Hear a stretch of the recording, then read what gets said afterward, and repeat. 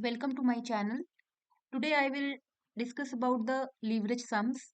Leverage sums are very important for BBA, BCOM and MBA exams.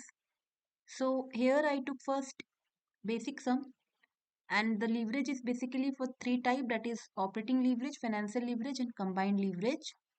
So in this first question here it is given calculate operating leverage, financial leverage and combined leverage under situation 1 and 2 in financial plan A and B from the following information relating to the operation and capital structure of the company. Our installed capacity is 2000 unit. Actual production and sale is 50% of the capacity. Selling price is 20 rupees per unit. Variable cost is rupees 10 per unit. Fixed cost in the situation 1 it is rupees 4000, and under situation 2 it will be 5000. The capital structure is given for the company. The company is based on both debt and equity. So for the financial plan A and B, it is given equity for financial A. Plan A is 5000 and for B 15,000, and debt at the rate of 10% interest 15,000 for A plan and 5,000 for B plan. So in the total capital structure of the company it is 20,000. So now I can start the sum. We have to calculate first. For that we have to calculate income statement. Income statement is nothing but it is very simple format, that is sales less variable cost is contribution, less your fixed cost is your EBIT, less your interest is EBT or PBT, less your tax you will get EAT or PAT. So in this, as per this question, statement of profitability, plan A and plan B for situation 1 and for situation 2, plan A and plan B. So in plan A, we already know the actual production and sales is 50% of the capacity. Our installed capacity is 2000 unit. So 50% of 2000 unit, it is 10,000 unit. So for both the situation 1 and 2, we have 1000 units. So we have to prepare the profitability statement for that plan A and plan B, and for situation 2 also plan A and plan B. So we have to draw this table, and 1000 unit for plan A, and for in situation A, and plan B 1000 unit. Same thing for situation 2. Plan A is 1000 unit and plan B is 1000 unit. Now we have to know amount and per unit, this column. So first is sales. Sales we know 20 rupees per unit into 2000. So it is 20 into 1000, 50% of the capacity. If you cross multiply your unit into per unit, you will get the sales amount. So here is the sales amount will be 20 into 1000 unit, it is 20,000. Same thing for plan B, 20 into 1000, 20,000. For same thing for situation 2 also, we have the same unit, that is 20 into 1000 and 20 into 1000. Less variable cost. Variable cost will change through the production cycle. Here it is given variable cost will be in this production cycle, it is 10 rupees per unit.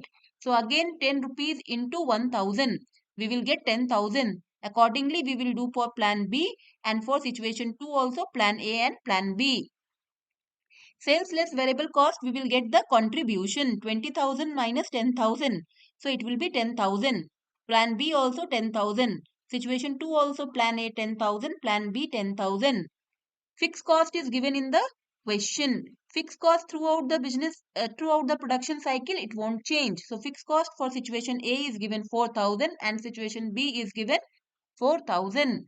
So here we put 4,000, 4,000 for situation A, and for situation B it is 5,000. We got our EBIT, earning before interest and tax. Now less interest. See here, debt is given rate of 10%. 10% off in financial plan A will be 15,000, so that will be 1,500. And for plan B it will be 5,000, so it will be 500. So we have to deduct here 5,500 and here 500. So we got this EBT, earning before tax. So this is my, in this question, there is no tax, because when we are calculating financial leverage, operating leverage and combined leverage, that time we are not considering the tax. So we required only this format. Now here I know operating leverage formula is contribution by EBIT. Contribution by EBIT for situation 1, plan A will be 10,000 by 6,000. For plan B it is 10,000 by 6,000. Accordingly, same situation 2, plan A will be 10,000 by 5,000 and plan B will be 10,000 by 5,000. So here we got 1.67 times, 1.67 times, and in situation 2 it is 2 times. So now financial leverage is EBIT by EBT, earning before interest and tax divided by EBIT by EBT, 6,000 by 4,500, 6,000 by 5,500. So here we got both the situation. Now combined leverage, we can do either operating leverage into financial leverage, we will get combined leverage, or otherwise we can do contribution by EBIT. So here is, sorry, contribution by EBT, because EBIT will get cancelled. So contribution by EBT. So here we got the value. So this is the simple question, but it's very important question for BBA student, for BCom student, for MCOM student, for MBA student, because one question will come your definitely compulsory for 2 mark or 5 mark, whatever your question paper pattern, it will come. So based on here working note is given. So if any doubt in this question, please write in comment. Now I am taking now question number 2. Question number 2 is also very important question, and this kind of questions you will get in M.Y. Khan and I.M. Pandey books also. So, and these questions are very important for MBA student, those who are studying under Bangalore University or Bangalore Central University or Bangalore City University. So this question is repeated 3-4 times for MBA as well as for MCOM, the same kind of questions. So in this question number 2, the following key information pertain to Akshita Limited for the year 2013-14. Sales is given 82.5 rupees, variable cost is given, fixed cost is given, 9% debenture is given, equity share 100 rupees per share is given, and corporate tax is given. You have to calculate here what is the company ROI, return on investment. Does it have favorable financial leverage? If the firm belong to an industry whose asset turnover is 3, does it have high or low asset leverage? What is the operating, financial and combined leverage of the firm? What is the company's EPS, earning per share? What will be the expected EPS if the sales of Achita limit increases by 10% in the next year and the cost structure as well as financial structure remains same or not? So in this question, I have to first know that the income statement. So here, because sales less variable cost, we know contribution, less your fixed cost, we know it will be EBIT, less 9% debenture of 50 lakhs, it will be EBT. So, and then if you EBT you calculate, if you deduct the tax 35% from EBT, you will get EAT or PAT. So now here, this is the statement. Sales is given 82.5 lakhs. Variable cost is given 46.2. We got our contribution. Then less fixed cost 6.6 lakhs. We got our EBIT, earning before interest and tax. And then less 50 lakhs of 9%. We got our, here the value will be your EBT, and tax from this you will get EAT or PAT. So now, and the capital employed will be the debt equity ratio will be here. Our equity is 100 rupees per share, 100 rupees and 60 lakhs. So if equity and debt will be your 50 lakhs. So my total capital employed is 110. Now ROI formula is EBIT, earning before interest and tax, divided by capital employed into 100. So we got our EBIT is 29.7 lakhs divided by our capital employed 110. We got 27% is our return on investment. Now the second question they ask, does it has favorable financial leverage or not?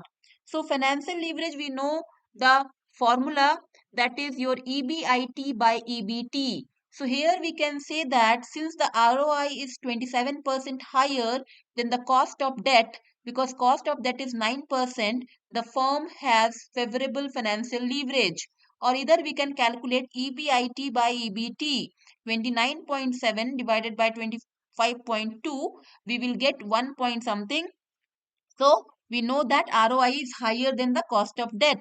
So if this is the only thing, if return on investment is more than your and the debt is less, then the company has favorable financial leverage, favorable financial condition. Now the third question it is, when your company's asset turnover is 3, does it has low or high asset leverage?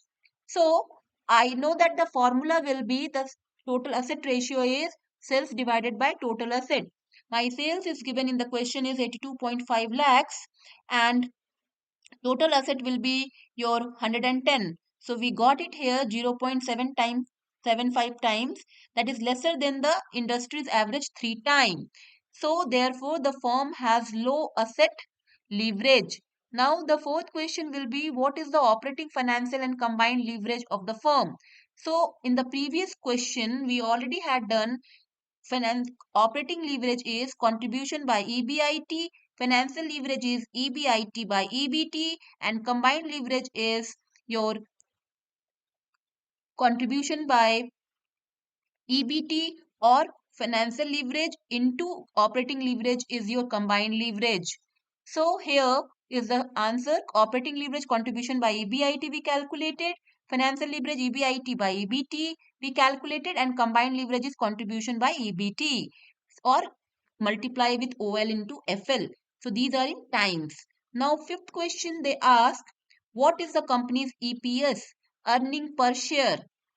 Earning per share is your whatever profit available to equity shareholder divided by number of equity shares. So profit available to equity shareholder, that is your EAT. So that is here it is given 16.38 lakhs. Because here after tax whatever the value, because if they will ask only leverage, that time we have to stop in EBT. But if they will ask EPS, so that time we have to reduce the tax, we will get EAT. And if the company is having any shareholder and we are giving the dividend, in that case, after EAT, we have to minus with the whatever the company paid dividend, that one, and last whatever we will get, that is our actual earning, and that we can say it is earning available to equity shareholder. But in this case, dividend is not given. So our final profit is EAT, that is earning after tax or profit after tax. So for EPS, I will consider that is as a profit, that is PAT or EAT divided by number of equity shares. So here profit is 16,38,000 and our equity share is 60,000. Here it is given equity is 60 lakhs. So 60 lakhs, why in, don't be confused, because here 60 lakhs is rupees and 100 rupees each equity share. So number of equity share is 60,000, because 60 lakhs divided by 100 you will get number of equity shares, that is 60,000 shares. So please write in the working note how you calculate number of equity shares. Total value amount divided by number of equity shares. So 60 lakhs divided by 100, 60,000. So my EPS is 27.3. Now last question they ask here, what will be the expected EPS if the sales of Asitha Limited increases by 10% in next year and cost structure as well as financial structure remains same. So in this part, I can say that if the sales increases by 10%, what will be the new EPS? So increase in combined leverage 1.44 into 10%. So here it will be 0.144. So increase in EPS, you can write that directly 27.3 plus 27 into 0.144. So your new EPS will be 31.23. Or otherwise, again you can use in the, this is the way in mathematics, like we can use it, increase in this much of percentage of sales, what will be the impact of EPS. Otherwise, we can use in the same table what we made it before. Sales is this much, in that 10% increase in sale. So accordingly variable cost will increase and remains will be same. So here sales will be previously 82.5 lakhs. Now here 10% extra. So that instead of 82.5 lakhs, here it is 90.75. Variable cost, again, if your increase in sales is 10%, so definitely variable cost as per the sales it will increase. So that will be again increased by 10%. So contribution, fixed cost will not at all change. Fixed cost will not at all change in operating cycle. So the fixed cost will remain same, and your interest is remain same. Your tax will change based on your EBT, and based on that again we have to calculate the EPS. That is my last profit. This is EAT divided by number of equity share is 60,000. We got 31.23. So both the way you are able to solve, either you can make one table and increase the 10% sales. Based on that, variable cost will also increase and remaining table will be same. So again, I will discuss about income statement in a proper way, ki how easily you are able to recognize about the income statement and you are able to make it. Or otherwise, you can use this unitary method. So this is the sum. So here I am stopping. Next class again, I will continue with the sums. So thank you.